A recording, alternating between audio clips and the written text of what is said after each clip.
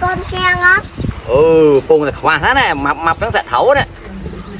thì mà họ thơ ca ấy vô Ba. ồ thấu ơi sợ miệng sạch chẳng giật bình lắng ơi cũng khoa hòn cho thư ngay năng rồi vô ta cho thơm á mà có nói thế đấy nhớ tự nhiên quá Ngon này. Có ba ngon quá má. Bố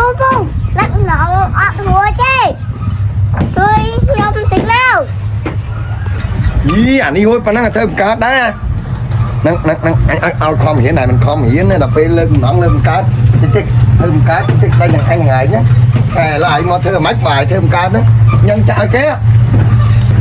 tích cái đây là 2 ngày nhưng nên thấy hay khí đấy ấy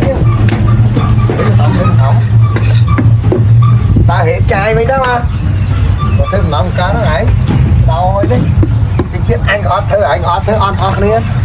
ta đu bỏ cái tiền tổng lắm chặt mà trơn đó ta đu bỏ ta nương tịch mau cái khơi cái đây ôi chị lẩu ơi ai ta cái khơi chị đây ôi chị lẩu lại thơ đừng chọn thơ này ai muốn mưa cái ai thơ trắng như này ôi ai nha ai cho người ơi nhưng nói cái hiểm á thơ đừng lạ anh chặt trơn lẩu thôi con miễn này con miễn ngon anh cái chả lạ lẩu cam mà nãy ta nhà ấy nhá bà cái đáp mo đấy em nhắn không cái à buôn mến còn bán không nhắn mơ do nắng này hòa dân mơ nhân này ăn nhé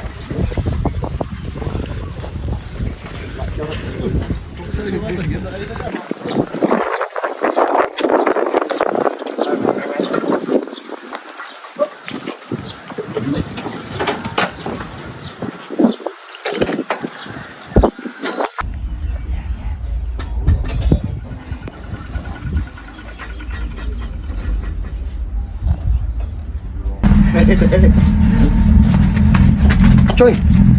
ha bán chỉ cái ngọt à nha ơi đành cho ngọt nè phật thư lõi anh cho ca cái này mà đi cả cho ca nghe cái này mà đi Tao mọc đen hùa chơi.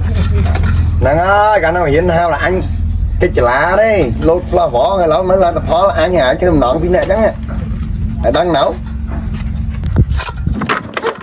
Thôi ấy á. Tao hiến lắm. Thôi sẽ mong hot chơi này á.